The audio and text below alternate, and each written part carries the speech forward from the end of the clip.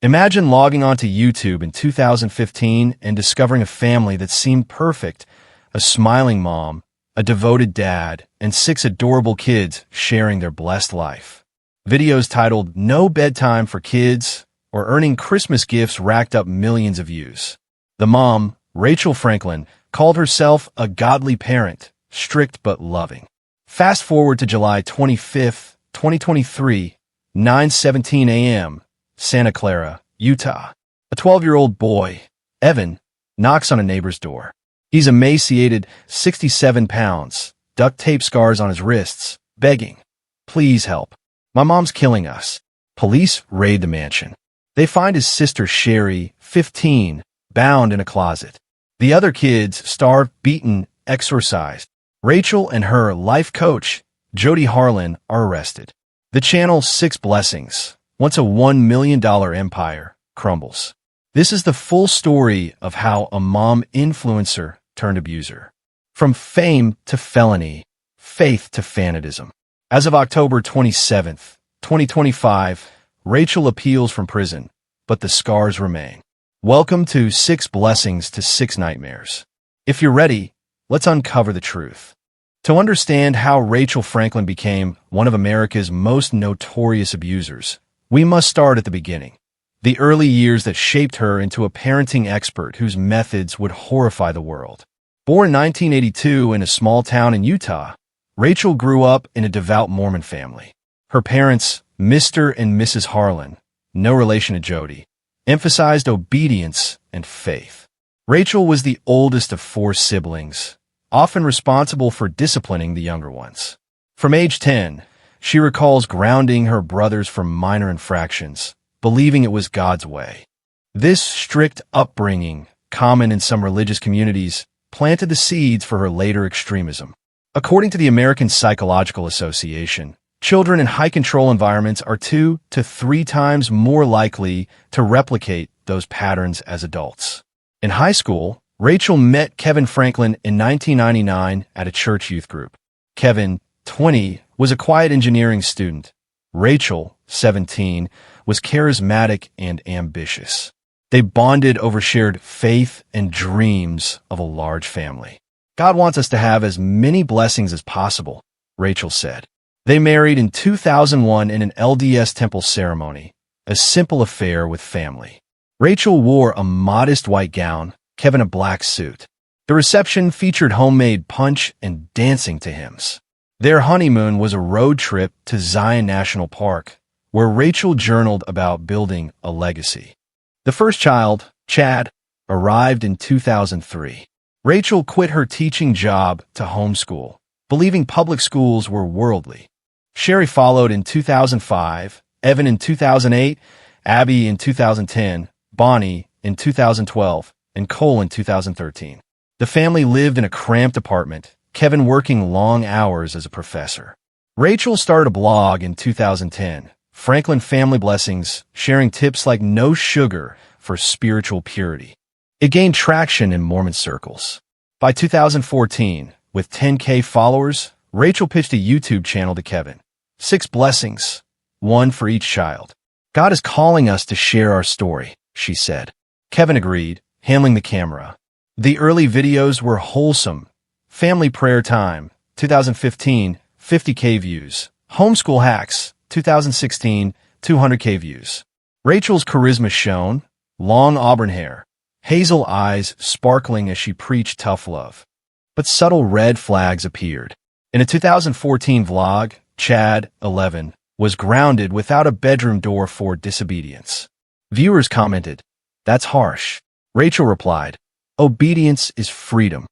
Statistics from Child Protective Services show that religious-based discipline crosses into abuse in 15 to 20% of reported cases, often justified as God's will.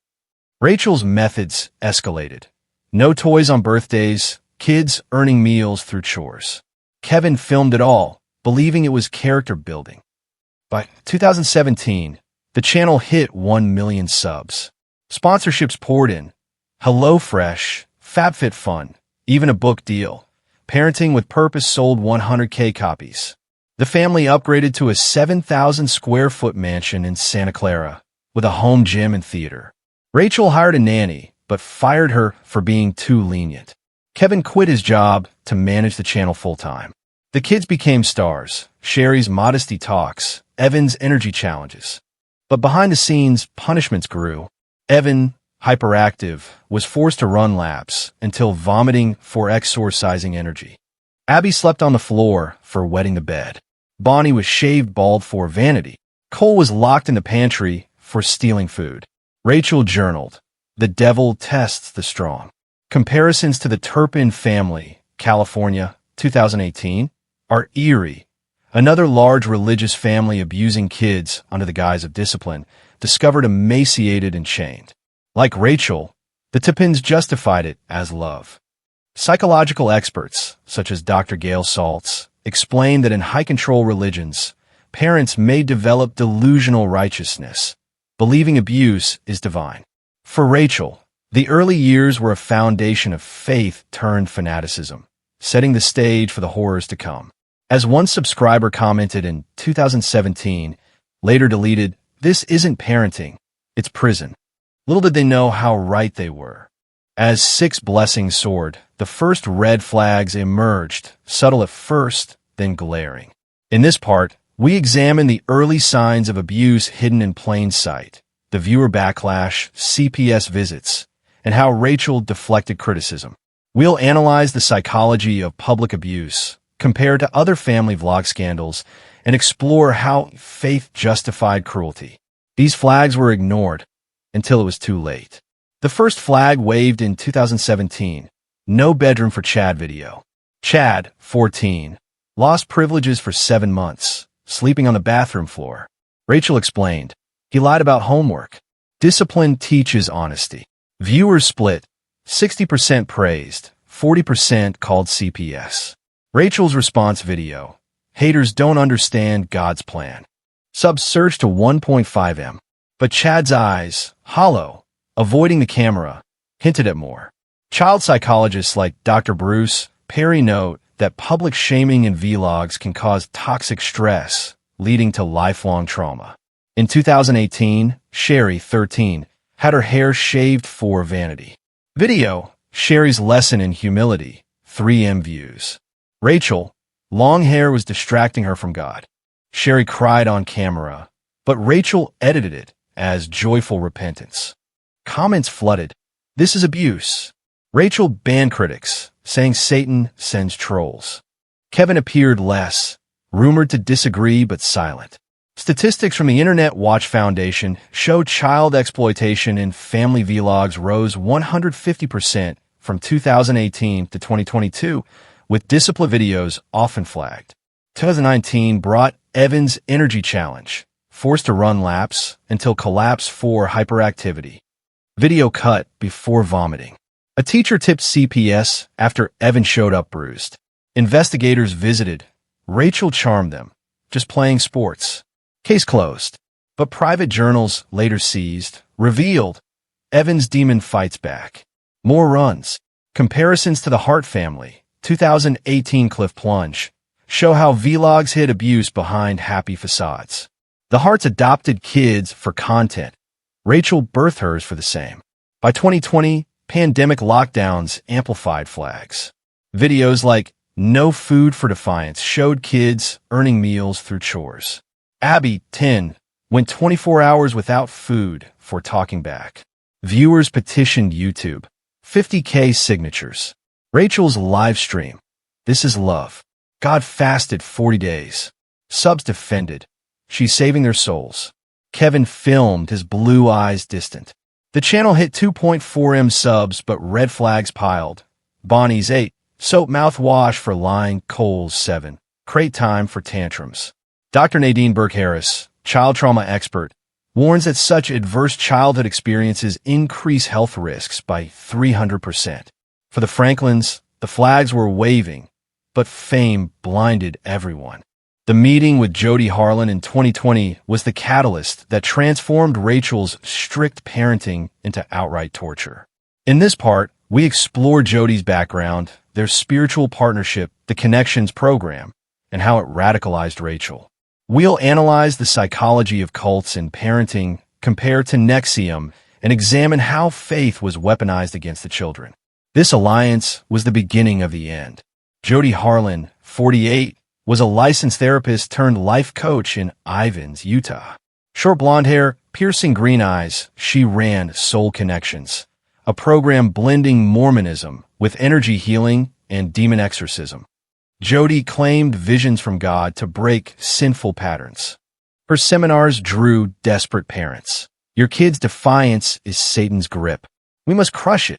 Rachel attended a retreat in June 2020, seeking divine guidance for Evan's hyperactivity. God brought us together, Jody told Rachel. They bonded instantly. By July, Jody appeared on 6 Blessings, Jody's Tips for Defiant Kids, 2.5 M views. She preached truth over comfort, starved the sinful body to free the soul. Rachel implemented it. Evan locked in the pantry 4 fasting prayers. Viewers loved the spiritual twist. Subset 2M. Privately, Jody and Rachel formed a covenant. Lived together in Jody's compound for intensive healing. Kevin objected. This is extreme. Rachel divorced him in secret, keeping it off camera. Kevin moved to the garage, still filming. The Connections program escalated abuse. Jody's journals sees 2023 Rachel's children are vessels of evil. Break them physically to save spiritually. They duct taped Sherry's mouth for lying, shaved Abby's head for pride, forced Bonnie to eat hot sauce for disrespect. Cole slept in a crate to humble his spirit. Statistics from the Cult Education Institute show that 10% of religious groups cross into abuse, with leaders like Jody using divine authority to control. Comparisons to NXIVM 2017 scandal are chilling. Keith Raniere's branding rituals mirrored Jody's, marking with tape. Rachel saw Jody as a prophet. She's God's voice. The meeting turned Rachel's channel from family vlog to abuse factory, hidden behind smiles and scriptures. With Jody's influence, the abuse escalated from discipline to sadism. In this part, we chronicle the month-by-month horrors from 2021 to 2023, the kids' suffering, Kevin's complicity, and the online denial. We'll include survivor testimonies, fictionalized, psychological breakdowns, and comparisons to Turpin family. This was Hell on Earth. January 2021. Evan, 12, locked in pantry for 3 days. Only water. His demon needs starving, Rachel said. Evan emerged 5 pounds lighter, begging. Video. Evan's spiritual fast, 1 M views. February. Sherry, 16, hair shaved for texting a boy. Vanity is sin, Jody preached. Sherry cried, Mom, please. March. Chad, 18, sent to wilderness camp. Actually Jody's garage, chained for rebellion. He escaped once, recaptured. April. Abby, 11, duct taped to chair 18 hours for laziness. Red marks lasted weeks. May. Bonnie, 9, foreskin and soap bath for lying.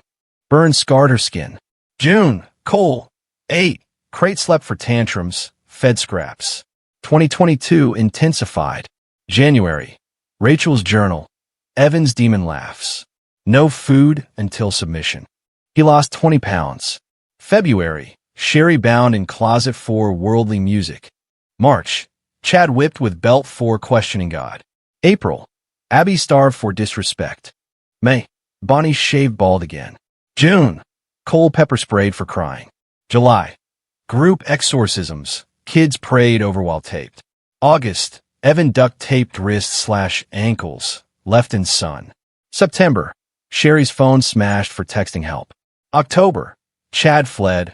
Rachel called police. Runaway. November. Bonnie ate from trash, punished with no water. December. Cole crate for Christmas. No blessings for sinners. 2023 was the worst.